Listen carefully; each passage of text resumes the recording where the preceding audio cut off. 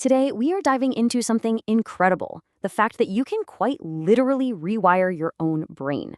We're going to break down the actual action plan from Dr. Shad Hamstutter's work to show you exactly how you can take control. So let me ask you something. Have you ever gotten to work and thought, wait, how did I even get here? You have no memory of the drive. Or maybe you've been in the shower and shampooed your hair twice because you were just completely on autopilot. Well, that's not just you being distracted. That's your brain running on old, pre-installed programs without you really being there at all. In the book, this state has a name, mental stasis. Think of it like your brain is on standby. It's handling all the basics, keeping your heart beating, making sure you're breathing, but it's not actively growing or building new connections. Your brain is alive for sure, but it's not really participating in your life. All right, so how do we snap out of it? How do we break free from that autopilot mode? Well, it all boils down to one simple, conscious choice. The choice to escape mental stasis and really embrace being mentally active. Just look at the difference here. On one side, you've got the passive brain, just kind of surviving, stuck running those same old programs. But on the other side, you have the active brain. It's growing, it's changing, it's fully present and busy wiring new pathways. And here's the most important part. You get to decide which one you are. You are the boss of your brain. You can actively choose to shift from that passive state into the active one. And really, this says it all, doesn't it?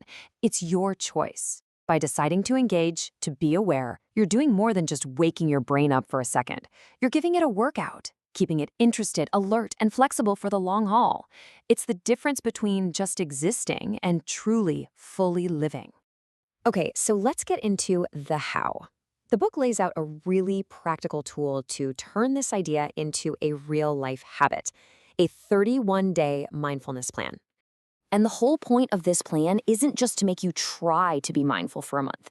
The goal is to practice it so much that it becomes second nature, so automatic that it's just part of who you are.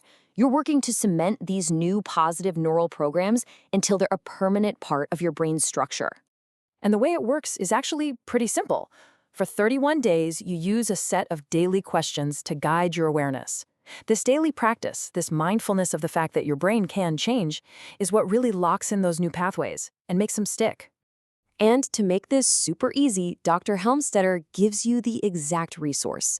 This isn't just some abstract idea. You can literally go to this website, download the PDF with all the questions, and start this whole process today. It's a hands-on tool straight from the source.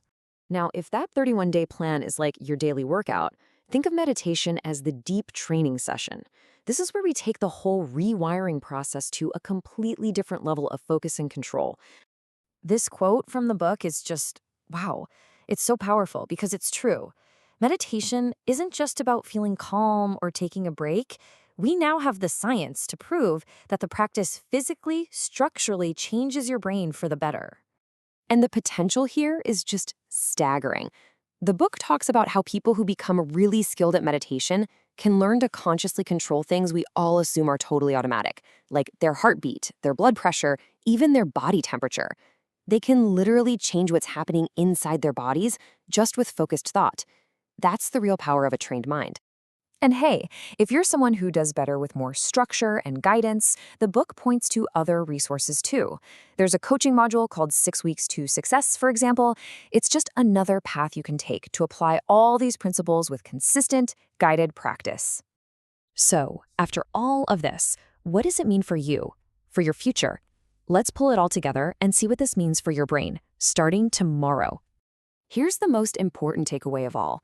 Neuroplasticity isn't some passive thing that just happens to you. It's something you do. The thoughts you're choosing right now, the awareness you're practicing, it's all actively building the brain and the person you are going to be tomorrow. You are the architect. Your brain is literally changing in this very moment. It's not waiting for you to get started. It's happening now. So the only real question left is the one on your screen. What will you ask it to become?